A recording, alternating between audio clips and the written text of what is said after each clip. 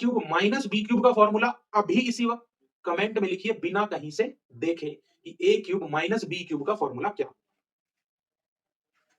नमस्कार दोस्तों, मैं मोहित आनंद स्वागत करता हूं आपका आपके अपने YouTube चैनल पर। उम्मीद करता हूं कि आप सभी बहुत अच्छे होंगे और अपनी पढ़ाई बहुत ही बढ़िया ढंग से कर रहे होंगे। क्योंकि हम टारगेट कर रहे हैं अपने बोर्ड एग्जाम्स को, तो मैं मैथ्स के अलग-अलग टॉपिक से क्वेश्चंस उठा के और आपको सॉल्व करवा रहा हूं।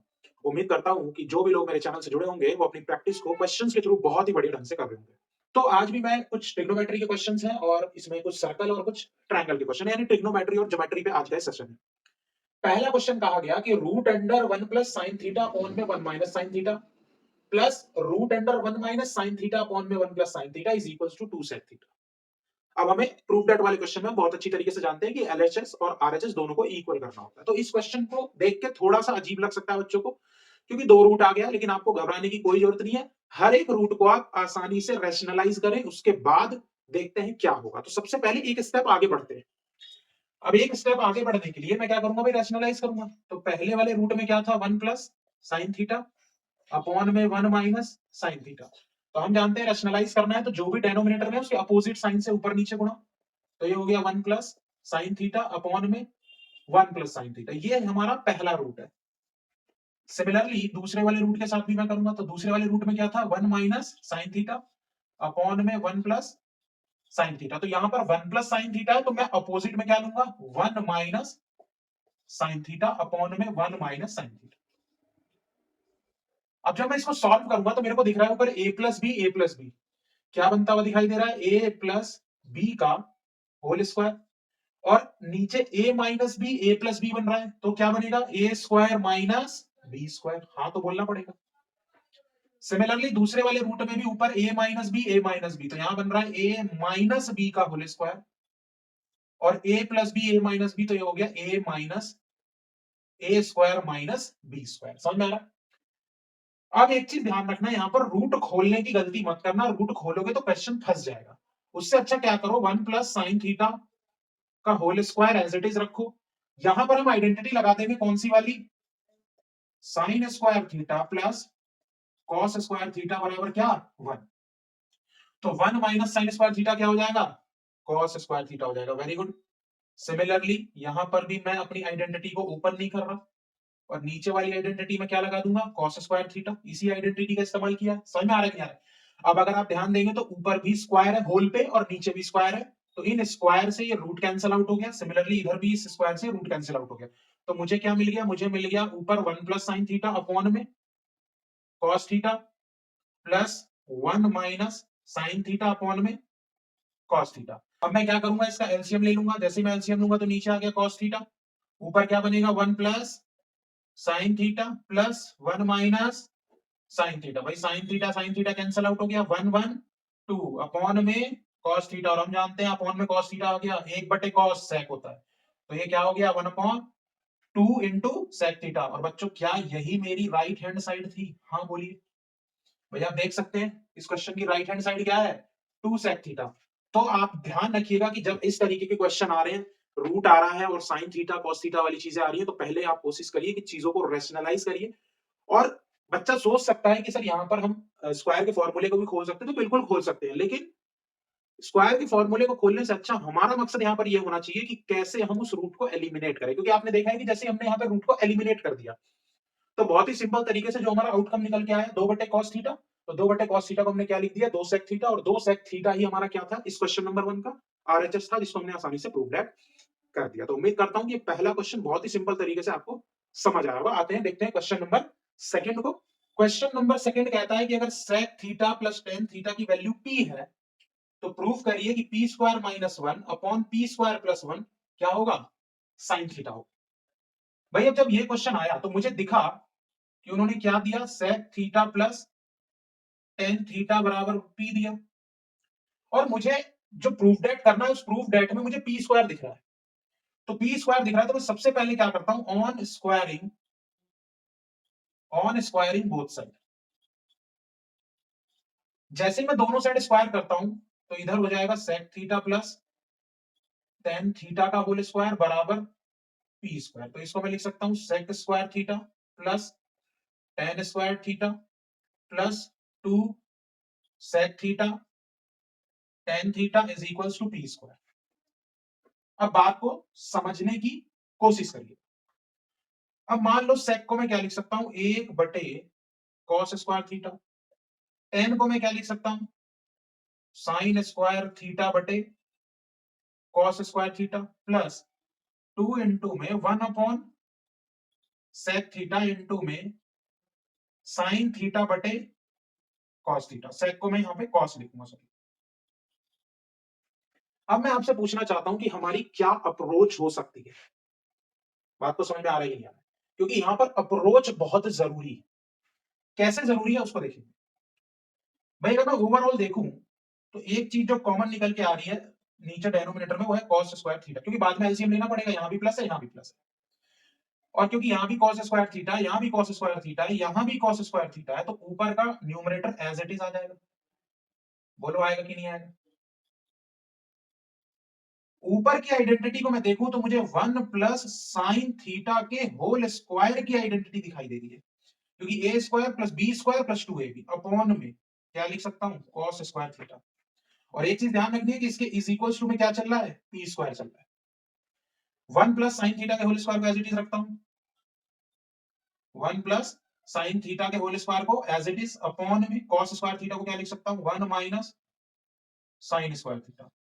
अब मुझे एक बात बताओ, ये a माइनस बी का होल स्क्वायर है, तो जब मैं इसको सॉल्व करूंगा तो 1 प्लस साइन थीटा का होल स्क्वायर अपॉन में 1 प्लस साइन थीटा इनटू में 1 माइनस साइन थीटा। क्या 1 प्लस साइन थीटा से स्क्वायर गया इज इक्वल्स टू क्या चल रहा है यहां पर, पी स्क्वायर चल रहा है। तो 1 प्लस साइन थीटा अपॉन में 1 minus sine theta is equals to क्या आ गया मेरे बच्चों, पी आ गया। पी स्क्वायर की वैल्यू इतनी निकल के आई है, पी स्क्वायर ये निकल आया। अब बताइए इसके आगे के स्टेप्स हम कैसे फॉलो करें, क्योंकि हमें चाहिए पी स्क्वायर माइनस 1 और पी स्क्वायर प्लस 1 चाहिए। बताइए भाई, अगर मैं इसको देखता हूं तो जहां मुझे दिख रहा है पी स्क्वायर, वहां तो मैं यही पुट कर सकता हूं, मुझे साइन थीटा लाना है। तो 1 plus sine theta upon 1 minus sine theta minus 1, क्योंकि मैं अब पी स्क्वायर माइनस 1 और पी स्क्वायर प्लस 1 को साइन थीटा प्रूफ कर रहा हूं, अपॉन में 1 plus sine theta 1 minus sine theta plus 1। जब मैं एलसीएम लूंगा तो ऊपर वाला क्या बनेगा, 1 प्लस साइन थीटा, माइनस है तो साइन चेंज हो जाएगा, क्या हो जाएगा, साइन चेंज। और नीचे 1 minus sine theta as it is, इसका डेनोमिनेटर बनेगा 1 प्लस साइन थीटा। यहाँ प्लस है तो साइन चेंज नहीं होगा, क्या नहीं होगा, साइन चेंज नहीं होगा। भाई 1 माइनस साइन थीटा से 1 माइनस साइन थीटा गया, 1 से 1 गया, और यहाँ साइन थीटा से साइन थीटा गया, यहाँ क्या बचा, 2 साइन थीटा, और यहाँ क्या बचा, 2, 2 से 2, तो यहाँ क्या बचा मेरे बच्चों, यहाँ बचा साइन थीटा। और आप मानते हैं कि इसके आरएचएस में क्या चल रही थी, इसके आरएचएस में भी चल रही थी साइन थीटा, और हमने एलएचएस और आरएचएस को साइन थीटा के इज इक्वल्स टू प्रूफ कर दी। क्वेश्चन थोड़ा लेंदी है, क्वेश्चन लेंदी है, इसीलिए क्वेश्चन जो है वो 3 नंबर में पूछा गया है, जिस पेपर से मैंने इस क्वेश्चन को उठाया है। इसीलिए आप देख भी सकते हैं कि क्वेश्चन लेंदी क्या है। क्वेश्चन का सबसे पहला step on squaring both side, क्योंकि मैं पी स्क्वायर निकालना चाह रहा हूं। आप देखो दिक्कत कुछ नहीं है, बात को समझो। आप चाहो तो direct sec theta plus tan theta यहां पुट करके भी अपने क्वेश्चन को आगे लेके बढ़ सकते हो, लेकिन चीजें तब भी आपको उतनी ही करनी पड़ेगी। जब आप सेक और टेन की आइडेंटिटी को खोलोगे तो फिर आपको टेन और सेक को साइन और कॉस में बदलना ही पड़ेगा। चीजें बाद में सॉल्व होकर साइन थीटा आएंगी। मैंने यहाँ पे क्या किया है, पहले ही सेक और टेन को जो पी के इक्वल था पी स्क्वायर के फॉर्म में निकाला, और उसको टेन और सेक के फॉर्म में नहीं निकाला, उसको साइन और कॉस के फॉर्म में निकाला, ताकि बाद में जहां भी पी स्क्वायर दिखे वहां वो वैल्यू पुट करके अपने इस क्वेश्चन को सॉल्व कर सकूं। तो पहला प्राइमरी स्टेप ये था, जहां से मैंने आपको पी स्क्वायर की वैल्यू निकाल के दी, और जैसे ही मेरे को पी स्क्वायर की वैल्यू मिली मैंने उसको अपने क्वेश्चन में प्रूफ करा, और मेरा एलएचएस आरएचएस दोनों इक्वल आ गए। तो एमसीक्यू में आ जाए तो ऑब्वियसली बात है, प्रूफ डेट में तो नहीं आएगा, P square minus 1 upon P square plus 1 की वैल्यू पूछ लेगा। तो ऐसी चीजों को याद रखने की भी कोशिश करिए, ताकि अगर एमसीक्यू में आ जाए तो डायरेक्ट वहां पे साइन थीटा लगा के अपने आगे क्वेश्चन में बढ़ जाए। समझ में आ रहा है? अगर आप वीडियो में यहाँ तक पहुंच रहे हैं और आपको वीडियो और हमारा चैनल पसंद आ रहा है तो चैनल को सब्सक्राइब करके बेल आइकन दबाइए, और वीडियो को लाइक करके शेयर करके कमेंट करना तो बिल्कुल। आइए अब क्वेश्चन नंबर 3 देखते हैं, जो कि अगेन एक ट्रिग्नोमेट्री का क्वेश्चन है, और ये जो क्वेश्चन है ये भी एक लेंदी क्वेश्चन है, 3 नंबर में या 5 नंबर में मैथ्स के पेपर में पूछा गया है। ठीक है? क्वेश्चन कहता है कि 1 plus cot A plus tan A bracket multiply में sine A minus cos A है अपॉन में sec cube A minus cosec cube A बराबर क्या है sine square A cos square A, जो कि हमें प्रूव करना है। तो देखो क्वेश्चन में दिक्कत कुछ नहीं है, क्योंकि जब मुझे यहाँ साइन और कॉस दिख गया तो एक चीज तो पहले अपने दिमाग में फिट कर लेना कि कॉट टेन सेक कॉसेक कुछ भी हो, साइन में कन्वर्ट करना है, कॉस में कन्वर्ट करना है, जितना किया जा सके। यहां जो दिक्कत है ना वो यहां है। अब जिन्होंने 9th क्लास के अलजेब्रा के फॉर्मूला जो भूल चुके हैं कि सर ए क्यूब माइनस बी क्यूब क्या होगा, तो उनको तो दिक्कत होगी, होगी कि नहीं होगी? तो A cube minus B cube का फॉर्मूला अभी इसी वक्त कमेंट में लिखिए, बिना कहीं से देखे कि A cube minus B cube का फॉर्मूला क्या, माइनस बी क्यूब और A cube plus B cube का फॉर्मूला ब्लैक बोर्ड पे। A cube minus B cube में आपको ध्यान रखना है A minus B A square plus A B plus B square, कोई माइनस नहीं होगा इस वाले ब्रैकेट में, क्योंकि बहुत कंफ्यूजिंग हो जाता है। और A cube plus B cube को क्या लिख सकते हैं, ए प्लस बी, ये तो ब्रैकेट सेम रहना है पहला वाला, अगर माइनस चल रहा है तो माइनस, प्लस चल रहा है तो प्लस। दूसरा हो जाना है A square minus A B plus B square. और अगर आपको अपने ऊपर 1% भी डाउट हो रहा हो तो इस तरीके से आप इसको सॉल्व करके भी देख लेना। लास्ट में ऑब्वियस सी बात है कि अगर फॉर्मूला सही का चल रहा है तो A cube plus B cube है तो A plus cube plus B cube proof हो जाएगा। समझ में आ रहा है? तो इस अब क्वेश्चन में मैंने आपको पहले ही बताया कि मैं सबसे पहले ऊपर वाली चीजों को, जैसे कॉट है तो कॉट को लिख सकता हूं कॉस बटे साइन, कोई दिक्कत नहीं होनी चाहिए इसमें। और साइन टेन को लिख सकता हूं साइन बटे कॉस। दूसरा वाला ब्रैकेट जब ऑलरेडी साइन और कॉस में है तो इसमें तो वैसे ही कोई दिक्कत नहीं होनी चाहिए, डिवाइडेड बाय। अब मैंने बताया कि नीचे ए क्यूब प्लस बी क्यूब है, ए क्यूब, अब मैंने बताया कि नीचे ए क्यूब माइनस बी क्यूब है, तो ये वाली आइडेंटिटी लगाऊंगा। ए क्या है यहां पर, ए है मेरा sec ए और बी क्या है cosec ए। तो मैं पहले इस फॉर्मूले से सॉल्व करूंगा, बाद में cos और sin में बदलूंगा। तो मैं इसको लिख सकता हूं sec A minus cosec A bracket में sec स्क्वायर ए प्लस sec ए cosec ए प्लस cosec स्क्वायर ए। क्योंकि मैंने एलएचएस लेके इस क्वेश्चन को करना सॉल्व किया है तो मैं आरएचएस नहीं लिख रहा हूं। ऊपर वाले को सॉल्व करता हूं तो 1 की जगह तो साइन ए कॉस ए आएगा, क्योंकि मेरा एलसीएम भी यही है। अब मैं उम्मीद कर रहा हूं कि बोर्ड के पेपर आ गए तो इतनी बेसिक सी चीजें तो आपको पता होंगी, नहीं तो कई की बहस तो यहां भी डूब जाती है। जब साइन से साइन जाएगा तो क्या बनेगा कॉस स्क्वायर ए, और जब कॉस से कॉस जाएगा तो क्या बनेगा साइन स्क्वायर ए, इतना तो आना चाहिए। और इधर क्या चल रहा है आपका साइन ए माइनस कॉस ए, ये तो सिर्फ न्यूमरेटर है। समझ में आ रहा है कि नहीं आ रहा है? डेनोमिनेटर में 1 अपॉन सेक को क्या लिखूं, सॉरी सेक ए को क्या लिखूं 1 अपॉन कॉस, और कॉस ए को क्या लिखूं 1 अपॉन साइन। सेक स्क्वायर ए को क्या लिख दूं 1 अपॉन कॉस स्क्वायर ए प्लस सेक को क्या लिख दूं 1 अपॉन कॉस, वेरी गुड। और कॉसेक को क्या लिख दूं मेरे बच्चों साइन लिख दूं प्लस कॉसेक को 1 अपॉन साइन स्क्वायर। बहुत ही बढ़िया। अब मैं इसको पहले रब कर लेता हूं। उम्मीद करता हूं कि ये फॉर्मूले आपने अपनी कॉपी में जो आप लेके बैठे हुए उसमें नोट डाउन कर लिया होगा। अब ऊपर साइन ए कॉस ए को तो मैं कुछ नहीं लिख सकता, लेकिन साइन स्क्वायर ए और कॉस स्क्वायर ए में आइडेंटिटी है तो मैं इसको 1 लिख सकता हूं अपॉन में साइन ए इनटू में कॉस ए, और इधर क्या चल रहा है साइन ए माइनस कॉस। इसको सॉल्व करता हूं तो ये मुझे क्या देता है, ये मुझे देगा sign A minus cos A upon में साइन ए कॉस। और सिमिलरली ये क्या देगा बताइए, ये देगा sign square A cos square ए। कई बच्चे इतने बढ़िया होंगे मेरे जो क्यूब लिख देंगे, भैया ये दोनों क्या है साइन ए कॉस ए, ये अकेला कॉस स्क्वायर ए और ये अकेला साइन स्क्वायर है, तो जब एलसीएम लूंगा तो यही आएगा। अब कॉस स्क्वायर ए से कॉस स्क्वायर ए गया तो क्या बचा sign square A, sign A cos A से साइन ए कॉस ए ही जाएगा, एक साइन ए एक कॉस ए बचेगा तो उसको यहां लिखना पड़ेगा, ये चीज ध्यान रखिएगा। और साइन स्क्वायर ए से साइन स्क्वायर ए गया तो फिर अगेन क्या बचा कॉस स्क्वायर ए। अब साइन स्क्वायर ए और कॉस स्क्वायर ए में आइडेंटिटी है, आइए यहां देखते हैं।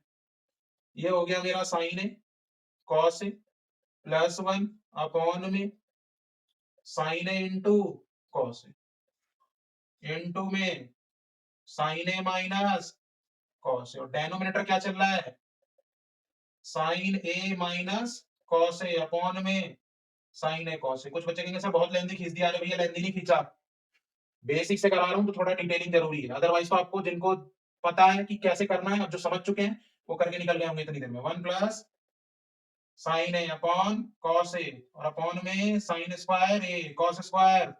अब बस कुछ नहीं है, एलिमिनेट करना रह गया। ध्यान से देखो, ये वाला जो टर्म है पूरा वो बीच में जाएगा, और सबसे नीचे वाला टर्म कहां जाएगा? सबसे ऊपर। तो ध्यान से काटना है। साइन स्क्वायर ए का ये दोनों इस पूरे को खा जाएगा, समझ लो पहले, बार बार नहीं बताऊंगा। ये वाला टर्म इसको खा गया, ये वाला टर्म इसको खा गया। पूरे में क्या बचा बताओ? पूरे में बचा यहाँ साइन ए कॉस है, यहाँ साइन ए कॉस है। तो जब दोनों की इनटू हो रही है तो क्या ये sign square A cos square हो गया? और क्या यही मेरी राइट हैंड साइड थी? हाँ बोलना पड़ेगा। क्या ये क्वेश्चन हेंस प्रूव्ड हो गया? बोलिए। आपकी मर्जी है, आप चाहो तो इसको एलिमिनेट कर देना, तो ये भी साइन स्क्वायर ए बच जाएगा। मुझे इस बात से कोई दिक्कत नहीं। ये क्वेश्चन 3 नंबर में या 5 नंबर में पूछा गया, मेरे को ध्यान नहीं, बट हाँ ये ऑब्जेक्टिव क्वेश्चन नहीं है, सब्जेक्टिव क्वेश्चन। ऑब्वियस सी बात है, प्रूफ दैट वाला क्वेश्चन है तो सब्जेक्टिव ही होगा। तो पहली चीज कॉट और टेन या सेक कॉसेक जो भी है उसको मेरे को साइन और कॉस में लिखना है। दूसरी चीज, जब मेरे को पता है कि मेरे, देखो एक चीज मैंने आपको एक और वीडियो में बताई थी कि क्यूब में तो आइडेंटिटी है ही नहीं ट्रिग्नोमेट्री में, तो जाहिर सी बात है ना कि अगर क्यूब आ गया तो उसने अलजेब्रा घुसा दिया वहां। अब जो अलजेब्रा भूल गया तो वो बर्बाद हो गया। इसलिए पेपर में जाने से पहले जितनी भी आइडेंटिटी है उनको एक बार याद करके जरूर जाओ। ये देखते हैं अपना क्वेश्चन नंबर 4, ट्रायंगल का एक बहुत ही अच्छा क्वेश्चन, और इस क्वेश्चन को आप नोट डाउन कर लीजिए, इतने बार रख कर देता हूं। जो क्वेश्चन नंबर 4 है उसकी फिगर ये दी गई है, कह रहा है पी ए क्यू बी और आर सी तीनों परपेंडिकुलर है एसी पर। एक्स की वैल्यू दे दी, जेड की वैल्यू दे दी, भाई साहब ने वाई पूछ लिया। क्वेश्चन को देखते लगभग सारे बच्चे समझ जाते हैं कि क्वेश्चन ट्रायंगल चैप्टर पे है, लेकिन जो चीज उन्हें सबसे ज्यादा परेशान करती है वो कि टैकल कैसे करें। भाई देखो, जाहिर सी बात है कि अगर ट्रायंगल पे क्वेश्चन है तो सिमिलैरिटी लगनी है पहली चीज, और अगर दो ट्रायंगल को सिमिलर प्रूफ कर दिया तो उनके कॉरस्पॉन्डिंग साइड का रेशियो इक्वल कर देना, वहीं से हमें वैल्यू मिलने वाली। सबसे बड़ा चैलेंज हमारा ये होता है कि कौन से कॉरस्पॉन्डिंग साइड, और यही सबसे बड़ी कंफ्यूजन है इस चैप्टर की। लेकिन उससे पहले मैं दो ट्रायंगल ले रहा हूं, एक ट्रायंगल ले रहा हूं PAC, PAC PAC बड़ा वाला ट्रायंगल, और इसके साथ दूसरा ट्रायंगल ले रहा हूं QBC। क्यों ले रहा हूं भाई? Angle PAC is equals to angle QBC। क्यों है? ईच 90। वेरी गुड, परपेंडिकुलर है कहा गया है। और अगर आप ध्यान से देखेंगे तो आप पाएंगे कि सी जो है एंगल, जो सी का एंगल आ रहा है इन दोनों में, ये दोनों में कॉमन है। और आप बहुत अच्छे तरीके से जानते हैं कि अगर किसी दो ट्रायंगल के दो एंगल इक्वल हैं तो उन दोनों ट्रायंगल को एंगल एंगल सिमिलरिटी से सिमिलर करने में कोई हर्ज नहीं, कोई दुख तकलीफ नहीं होनी चाहिए। और अगर ट्रायंगल सिमिलर है तो इनके कॉरस्पॉन्डिंग साइड का रेशियो इक्वल होगा। कॉरस्पॉन्डिंग साइड कौन से लूं? अगर मैं ले रहा हूं पीए बड़े वाले का तो छोटे वाले का क्यू भी आएगा। हाँ बोलना पड़ेगा, समझ में आ रहा है कि नहीं आ रहा है? अब अगर मैं ले रहा हूं बड़े वाले का एसी तो मुझे छोटे वाले का क्या लेना पड़ेगा? बीसी। मैं इन्हीं दोनों को लूंगा तो भी मेरे को कोई दिक्कत नहीं है, इन दो को। तीसरी साइड कौन सी हो जाएगी? पीसी अपॉन में क्यू सी। भाई एक बात बताओ, पीए कितना है? एक्स। क्यूबी कितना है? वाई, बराबर ए सी अपॉन बी सी। यहां पर रेसिप्रोकल कर लो। क्यों कर लो? अभी आगे जाके आपको पता लग जाएगा कि यहाँ पे रेसिप्रोकल क्यों किया जा रहा है। तो y अपॉन एक्स बराबर हो जाएगा BC अपॉन में AC। इसको इक्वेशन फर्स्ट मान के छोड़ दो, समझ आ रहा है? अब मैं लूंगा दूसरा ट्रायंगल, और दूसरा ट्रायंगल होगा मेरा RCA, और मेरा ट्रायंगल होगा QBA। इसमें एंगल RCA और एंगल QBA ये ईच 90 हो जाएगा क्योंकि परपेंडिकुलर है। और यहां मेरा एंगल क्या हो जाएगा बच्चों? कॉमन हो जाएगा। अब क्योंकि दो चीजें, दो ट्रायंगल में दो एंगल इक्वल हो गए तो ट्रायंगल क्या हो गए? समझदार तो आप है ही, बहुत ही आसान तरीके से आप कह सकते हैं कि सर एंगल एंगल सिमिलरिटी लगा दी आपने। यहां पे मैं सिमिलरिटी लिख के भी, सिमिलरली दोनों ट्रायंगल को कांग्रुएंट लिख के भी कर सकता हूं। अब जब ये हो गए तो इनका भी कॉरस्पॉन्डिंग साइड का रेशियो क्या होगा भाई? आर सी बड़े वाले साइड की तो उसके अपॉन में क्यूबी, अपॉन में बड़े वाले साइड की एसी तो छोटे वाले की ए बी। अब बताओ आरसी कितना है? जेड। क्यूबी कितना है? वाई, बराबर ए सी अपॉन में ए बी।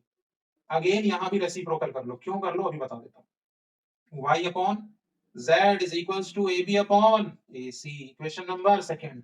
अब जैसे ही मैं दोनों इक्वेशन को ऐड करूंगा ना, on adding both the equation, क्या आएगा, y upon x plus y upon z बराबर, ध्यान से देख लेना, BC अपॉन में AC प्लस AB अपॉन में AC।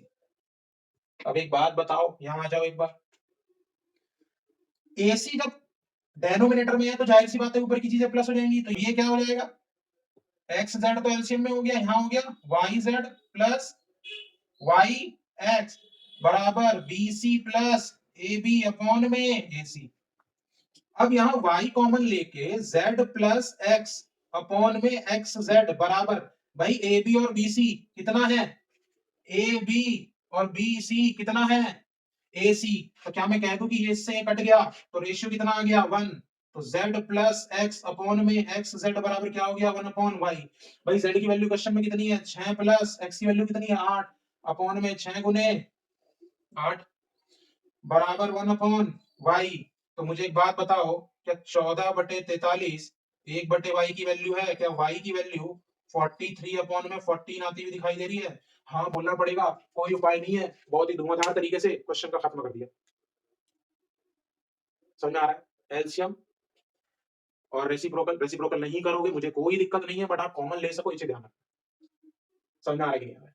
बाद में मत कहना कि सर कॉमन नहीं ले पाए, तो उससे अच्छा है कि एक स्टेप ज्यादा बढ़ जाओ, रेसिप्रोकल कर लो। अगर आप वीडियो में इस पॉइंट तक पहुंच गए हैं तो आपका वीडियो को लाइक करना, शेयर करना, और क्वेरी है तो कमेंट करना तो बिल्कुल बनता है। और अगर आपने चैनल को सब्सक्राइब नहीं किया तो कहां जाओगे, कर लो सब्सक्राइब, बेल आइकन दबाओ, देखो मजा आएगा।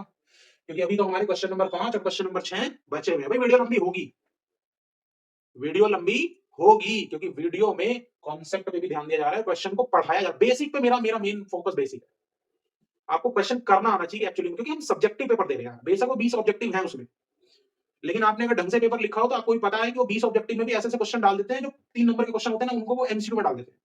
बस सीबीएसई वालों को बहाना क्या मिल जाता है कि हमने तो 4 ऑप्शन दे दिए। समझ में आ रहा है कि नहीं? आप 10th क्लास में आप आए तो आप इतना तो हिडन ट्रायल के मास्टर तो हो नहीं चुके कि चारों में से आंसर पुट किया और धड़ाधड़, क्योंकि आंसर तभी पुट करोगे ना जब उसकी लास्ट रिलेशन पता हो। जैसे मुझे पता है कि ये रिलेशन है, समझो बात को, तभी तो मैं हिट एंड ट्रायल में लगा पाऊंगा। मैं इस क्वेश्चन को जब मैं यहां शुरू करूंगा तो मैं क्या हिट एंड ट्रायल लगाऊंगा, समझ में आ रहा है? राइट हो। क्वेश्चन में एक थोड़ी सी मिस्टेक हो गई है, उसको थोड़ा सा ध्यान दीजिएगा। मैंने यहाँ पर 8 6 43 लिख दिया, दैट इज 48 है, तो वो मिस्टेक हो गई है, उसको थोड़ा सा ध्यान दीजिएगा। तो इसको हम और कट कर सकते हैं फर्दर, तो जब मैं इसको कट करूंगा तो कितना हो जाएगा, 24/7। ठीक है, तो ये मिस्टेक हो गई थी, यहाँ पर 48 लिखना था जो कि मैंने 43 लिख दिया था, इसको करेक्ट कर लीजिएगा।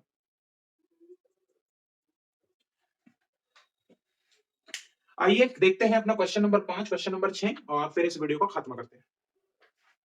क्वेश्चन नंबर 5 में ए बी सी डी एक ट्रेपेजियम दिया हुआ, और क्वेश्चन में कहा गया कि एडी पैरेलल है बीसी के। Generally A B parallel C D के होता है। ये जो क्वेश्चन था, ये क्वेश्चन स्टेटमेंट के फॉर्म में था, इसमें फिगर नहीं थी। तो जनरली जब हम फिगर बनाते तो हम क्या करते हैं, एबीसीडी लाइन से लिख देते हैं। तो चीज ध्यान रखिएगा, ए डी पैरेलल है बीसी के, ए बी होता तो बी यहां लिखता, वाइस वर्सा। क्वेश्चन में कह दिया कि ओए ओसी का रेशियो ओडी ओबी के रेशियो के बराबर है 1/2, बीसी निकालिए। क्वेश्चन ऑब्जेक्टिव है, एमसीक्यू नहीं रखा। तो जाहिर सी बात है कि जैसे ही मुझे साइड के रेशियो दिख गए तो कहीं ना कहीं मेरे को सिमिलैरिटी ध्यान में आई, और जैसे ही सिमिलैरिटी ध्यान में आई मैंने सीधा दो ट्रायंगल उठाए, ओ ए डी और ट्रायंगल ओबीसी, क्योंकि जिसके रेशियो गिवन है भाई वही ट्रायंगल उठाओ, ज्यादा दिमाग क्यों लगाना। अब आप कह सकते हो कि एंगल ओ ए डी बराबर एंगल ओ सी बी होगा, क्यों होगा भाई, अल्टरनेट इंटीरियर एंगल है। सिमिलरली ओ डी ए बराबर एंगल ओ बी सी होगा, ये भी क्यों है भाई, अल्टरनेट इंटीरियर एंगल है। और दो एंगल इक्वल हो गए तो अभी पीछे क्वेश्चन क्या है, सिमिलर हो गए। तो triangle O A D similar triangle O B C के, तो रेशियो क्या बनेगा, ओ ए अपॉन में ओ सी, ओ डी अपॉन में ओ बी, तो ऊपर वाला ए डी अपॉन में बी सी।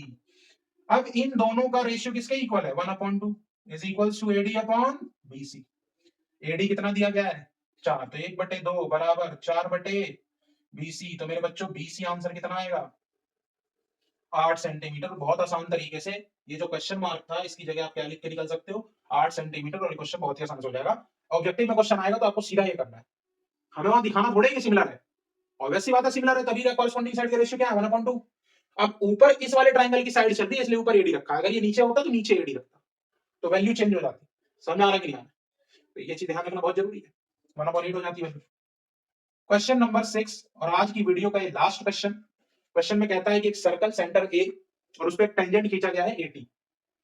अब जनरली जब एटी की बात आती है तो उसमें क्वेश्चन में लिखा हुआ था कि ए पॉइंट ऑफ कॉन्टेक्ट है, टी होता तो टी वहां होता। ओ टी की वैल्यू 4 सेंटीमीटर दी है, एंगल 30 दिया, हमसे कहा कि बताइए एटी कितना होगा। अब देखिए दोनों कॉन्सेप्ट लगवाना चाहता है, वो कहना चाह रहा है कि सर्कल का क्वेश्चन है, बच्चा सर्कल सोच के चल रहा है, और बच्चे को पता है कि सेंटर से खींची गई टेंजेंट पर पॉइंट ऑफ कॉन्टेक्ट पर लाइन परपेंडिकुलर होती है, तो वो पाइथागोरस लगाने में एकदम खुशी खुशी है। लेकिन जब दो चीज नहीं पता तो पाइथागोरस लगाओगे किसमें, क्योंकि एग्जामिनर आपके दिमाग से खेल रहा है। ये क्वेश्चन देखने में बिल्कुल सर्कल का है लेकिन है ये ट्रिग्नोमेट्री का क्वेश्चन। अगेन ट्रिग्नोमेट्री 10th वालों का पीछा नहीं छोड़ने वाली, बेताल की तरह आपके पीछे पड़ गई है और पड़ी रहेगी। अब जब आप 11th और 12th में मैथमेटिक्स लोगे तब तो और परेशान हो जाओगे, लेकिन जो चीज आपके सामने बार बार आए तो उससे परेशान नहीं होना है, डट के उसका सामना करना है। समझ में आ रहा है कि नहीं आ रहा है? क्योंकि जब हम घर में अकेले रहते हैं, कभी बचपन में छोटे रहते हैं, तो हमें लगता है कि जब हम अंधेरे में या अकेले घर में कहीं जा रहे होते हैं कि पीछे कोई है, पीछे कोई है, तो जब तक बस पीछे एक बार मुड़ के देखना है तभी तक का डर है वो। और जैसे ही आपने पीछे मुड़ के देख लिया कि पीछे कोई नहीं है, उसके बाद आपको डर लगेगा ही नहीं कि पीछे कोई है। तो डरना नहीं है, डर का सामना करना है। मैं किसी भी कंपनी का प्रचार नहीं कर रहा हूं, ध्यान रखिए।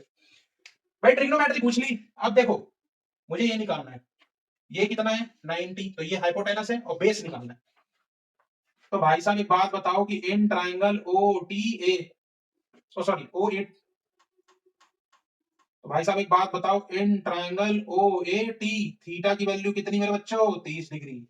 तो क्या मैं बहुत ही आसान तरीके से यहां कह दूं कि कॉस 30 डिग्री बराबर ए टी अपॉन में O T. Very good. Cos 30 की वैल्यू कितनी होगी, √3/2। ए टी नहीं पता और ओटी कितना है 4 सेंटीमीटर, तो यहां से एटी निकल के आएगा 4√3/2, 2 से कट करूंगा तो ए टी 2√3 सेंटीमीटर आता हुआ दिखाई देगा और यही मेरा आंसर है। तो जो चीज दिखने में सर्कल है वो एक्चुअली में सर्कल नहीं है। आपका किसी का मन करेगा कि हमने साइन लगा दिया, आपकी मर्जी है। देखो आप रेडियस लगा लो, समझ में आ रहा है कि नहीं, रेडियस निकालने के बाद उसके बाद पाइथागोरस लगा लो, वो आपकी मर्जी है। हम क्यों करें, जब हमें ट्रिग्नोमेट्री लगाने की लिबर्टी मिल गई तो मैं सीधा बेस निकालूंगा ना, ये वाली साइड निकालूंगा ना। समझ में आ रहा है कि नहीं आ रहा है? तो उम्मीद करता हूं कि आज की ये लंबी सी वीडियो आपको बहुत ही बढ़िया तरीके से पसंद आई होगी। हमारे चैनल पर बने रहिए, मेरे इंस्टाग्राम आईडी है इसी के नाम से, तो आप उसको भी फॉलो कर सकते हैं। वहां पे छोटी छोटी वीडियोस के रूप में भी आपको क्वेश्चन मिल जाएंगे। मिलता हूं नेक्स्ट वीडियो में कुछ और बढ़िया मजेदार क्वेश्चन के साथ, तब तक के लिए अपना ध्यान रखिए। धन्यवाद।